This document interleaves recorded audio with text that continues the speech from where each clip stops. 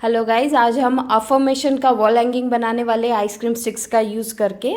इन ice cream sticks को मैंने colour कर लिया और एक एक करके इन पे अफर्मेशंस लिखे हैं।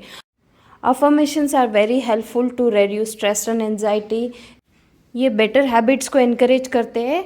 फॉर एग्जांपल, जैसे आप जितना ज़्यादा पॉजिटिव माइंडसेट रखोगे, पॉजिटिव चीज़ें सोचोगे, अफर्म करोगे, जैसे कि डिसिप्लिन, कंसिस्टेंसी, अकॉर्डिंगली आप एक्ट करोगे तो definitely that will give you result. Affirmation से हमें एक इमोशनल सपोर्ट मिलता है और जो भी हमारे दिमाग में निगेटिव थॉट्स आते हैं वो थॉट्स रिप्लेस होते हैं सेल्फ बिलीव से। और जहाँ पे सेल्फ बिलीव है वहाँ पे power of subconscious mind work करता है।